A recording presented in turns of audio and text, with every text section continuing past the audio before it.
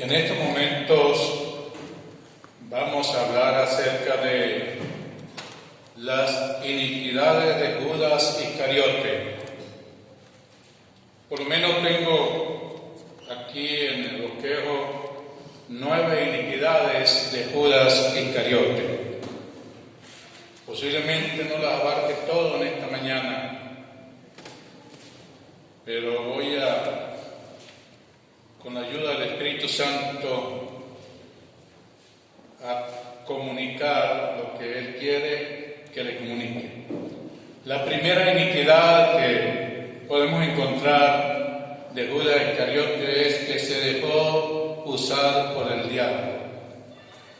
Juan capítulo 13, versículo 2, se dejó usar por el diablo. Juan 13:2 dice: y cuando cenaban, como el diablo ya había puesto en el corazón de Judas Iscariote, hijo de Simón, que le entregase.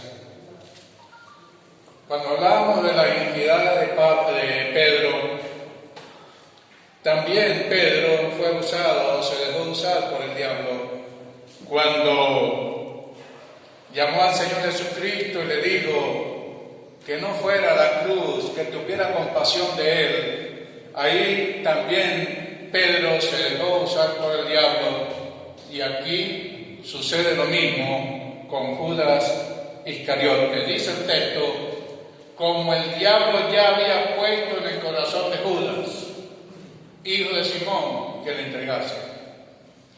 Cuando pensaba en ese texto, para mí mismo me hacía reflexionar cuántas veces el diablo ha puesto en mi corazón cosas y yo las he ejecutado.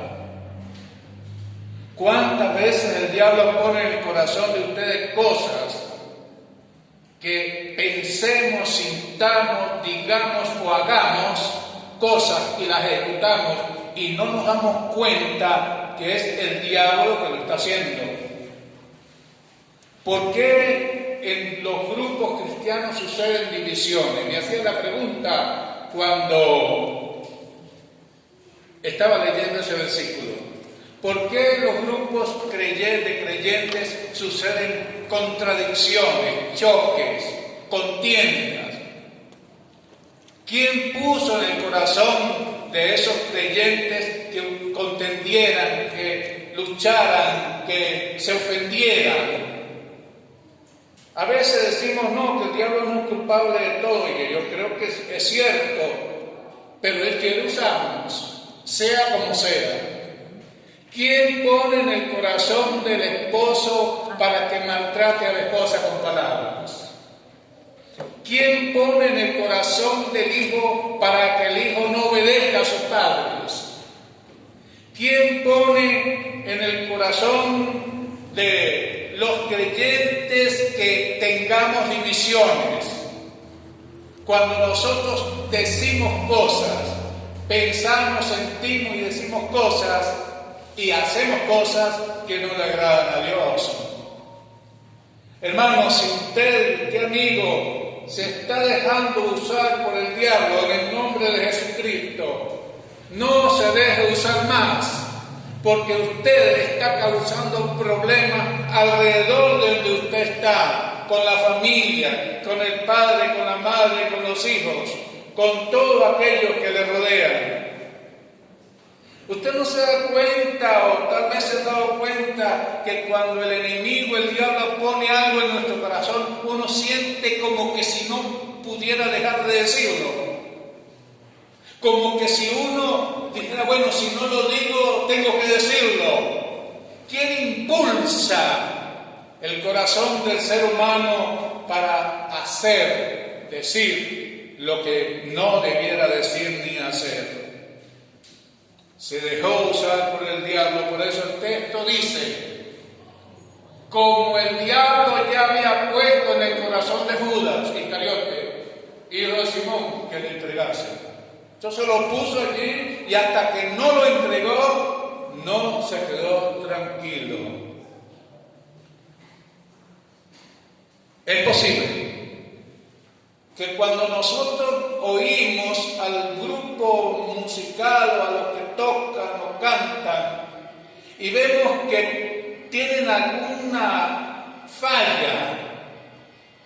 Los que conocen un poco de música o tienen un poquito de oído, puede ser que le lleguen a alguno de los que están tocando o cantando y le digan una cosa que no edifica, sino lo que hace que desanima, lo que hace que la persona se decaiga.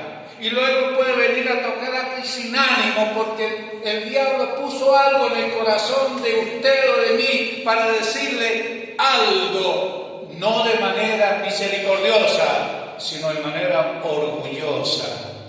Y ahí está el problema. ¿Cuántas cosas pone el diablo en el corazón del Hijo de Dios para destruir la obra? Es tiempo que ya no nos dejemos usar más por el diablo, el espíritu del mal, y seamos usados por el Espíritu Santo. Para que de esa manera nosotros podamos ser de edificación, de glorificación a Dios y de salvación de las personas, porque vamos a ser usados por el Espíritu Santo y no por el espíritu del mal. La segunda iniquidad de Judas Iscariote era que tenía la capacidad de influenciar a sus compañeros. Tenía la capacidad de influenciar a sus compañeros. En el libro o en el Evangelio de San Juan, capítulo 12, versículos 4 y 5. Evangelio de San Juan, capítulo 12, versículo 4 y versículo 5. Juan 12, 4 y 5. Y dijo uno de sus discípulos, Judas Iscariote, hijo de Simón, el que le había de entregar. El apóstol Juan era preciso, detallado. Dice, ¿por qué no fue este perfume vendido por 300 denarios y dado a los pobres? Es interesante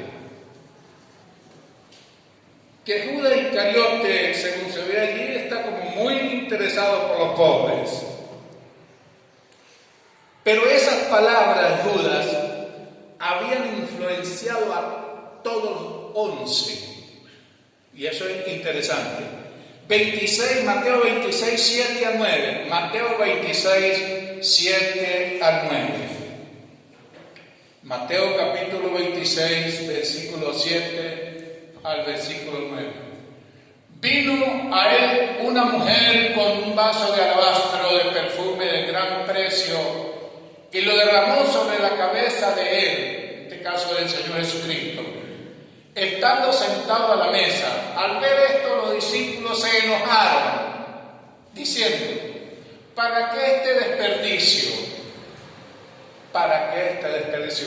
Pero yo me preguntaba cuando estaba meditando en el texto, ¿quién influenció a los otros 11 para que se pusieran a pensar así? Recuerda que los 11 no estaban interesados en la bolsa para robarla. El que estaba interesado era Judas Iscariote. Y él logró influenciar a los 11 para que ellos también se pusieran de acuerdo con él. Y trataron o dijeron que lo que esta mujer había hecho era un desperdicio. Esas palabras, estoy seguro, que no salieron naturalmente de los 11, sino que fue sacada del corazón de Judas, que había puesto en ese corazón el diablo estas cosas, y transmitida hacia los 11, y ellos se copiaron. ¿Cuántas veces nosotros decimos las cosas, estimados oyentes, porque nos copiamos? Porque repetimos lo que los demás dicen o lo que alguien dice. Es interesante que la mayoría de nosotros hemos caído en alguna ocasión en dejarnos influenciar por lo que dice otro.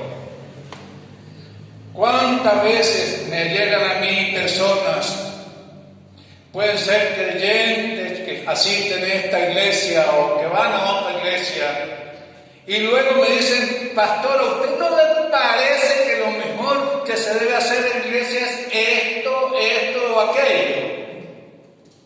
Sí, esas personas pues, pueden tener buena intención, pero el propósito no es ese. Recuerda que dice, podía haberse vendido a los pobres. Es una buena intención. Pero ¿qué hay detrás de esa buena intención? Cosas que ustedes saben. Ahora, eso lo dijeron los 11 porque Judas había influenciado a los 11 con esas palabras. Es interesante, cuando alguien le dice a usted tal cosa, y a usted le parece que esa tal cosa que usted oye no le parece que sea la conveniente, pregúntele a esa persona, esa palabra o esos pensamientos, esos sentimientos son suyos o alguien se los colocó o se los dijo. Para que vea usted lo que va a descubrir. Puede ser que la persona diga, no, eso es mío. Mírele los ojos bien, mírele bien los ojos, a ver si son de ella o de él. Y cuando no es de él o de ella, esa persona baja la cabeza. Ustedes saben, mis hermanos, que no sé si en psicología o en psiquiatría, no sé en qué cosa de eso. Cuando usted llega a una estación donde hay una persona del tránsito o alguno del Estado que están gobernando, que están dirigiendo, usted no se da cuenta que llega y le miran la cara muy bien a usted y le hacen preguntas y la persona se da cuenta cuando le mira la cara a usted o a mí y le hacen preguntas, se da cuenta si le está mintiendo. ¿Qué dice el Señor Jesucristo? Que los hijos de las tinieblas son más sagaces que nosotros. A nosotros nos llega alguien a decirnos alguna cosa con la cabeza agachada y nos cuenta una cantidad de cosas con la cabeza agachada y le creemos. ¿Por qué no le pedimos que nos mire la cara, que nos mire? Una de las cosas del buen oyente es que nos miremos la cara. Me acuerdo que cuando mis hijos estaban pequeños, ellos me decían algo. Y cuando me decían algo, y ellos son conscientes de eso, yo les miraba la cara. Y cuando les clavaba la mirada en la mirada de ellos, comenzaban a titubear cuando no es verdad. Y yo les decía, mírame, si ustedes me están mintiendo, yo voy a saber el día, en el momento preciso que ustedes me mentían. Y así era. Entonces, ¿qué? Ellos lograron aprender algo. Que cuando me iban a decir algo tenía que ser verdad, porque si yo les miraba la cara, ellos trataban de agachar la mirada. Y ahí estaba ya el problema. Eso es algo de, ¿cómo llaman eso? Algo de psicología. Por eso, hermano, cuando usted hable con alguien, mírele la cara. No agache la cabeza. Para que no sea influenciado, puede ser por una mentira o puede ser influenciado por una verdad también. Judas Iscariote tenía la capacidad de influenciar a sus compañeros. En tercer lugar, Judas Iscariote era hipócrita. En el Evangelio de San Juan, capítulo 12, versículos 4 al 6, nos dice de la manera siguiente. Evangelio de San Juan 12, 4 al 6. Como entró en la casa de Dios, ¿cómo entró en la casa de Dios y comió los panes de la proposición? Que no era la lícita, creo que estoy leyendo mal. Ese no es Juan, es así. Es así, por eso me sonaba raro, pero bueno, seguí leyendo. Y dijo uno de sus discípulos, Judas Iscariote, hijo de Simón, el que le había de entregar: ¿por qué no fue este perfume vendido por 300 denarios? Oye, ¿cómo que llama eso? Comerciante. A números ha hecho. Y además el comerciante era que contador, ¿verdad? Contador. Disculpen, no estoy hablando contra ningún contador aquí. Solamente estoy viendo lo que está sucediendo ahí. ¿Por qué no fue este perfume vendido por 300 denarios. Oye, ¿saben una cosa, hermanos? 300 denarios eran 300 días de trabajo de un obrero, porque cada obrero trabajaba por un denario. Y esto era mucha plata para Judas. ¿Cómo van a desperdiciar esto? ¿Cómo van a desperdiciar esto si yo necesito la plática para mí? ¿Por qué no fue este perfume vendido por 300 denarios y dado a los pobres? Ahí está el problema. Pero el evangelista Juan dice algo interesante. Pero dijo esto no porque se cuidara de los pobres, sino porque era ladrón. Y teniendo la bolsa, sustraía de lo que se echaba en ella. Eso era toda la misericordia de Judas Iscariote, muy misericordioso. En una iglesia había esta costumbre. Cuando alguien pedía una ofrenda por alguna necesidad que tenía esa persona, esa iglesia llevaba esa necesidad antes, o sea, cuando llegaba la solicitud a la iglesia, el pastor llevaba la necesidad a la iglesia para que la iglesia decidiera cuánto se le iba a dar de ayuda a esa persona. Y de pronto, había Judas dentro de esa iglesia. Y de pronto decía, propongo que se le den en aquel entonces 300 monedas de ayuda. Y el tesorero decía, hermano, pero no hay sino 100. Bueno, pues denle los 100, bueno. Pero ¿sabe que el que decía y le pedía que le diera 300 monedas de ayuda no daba ni medio de ofrenda? ¿Y por qué no daba ni medio de ofrenda? Porque esa persona ni diezmaba ni ofrendaba, pero quería que el tesoro de esa iglesia quedara en blanco. Judas, ¿verdad?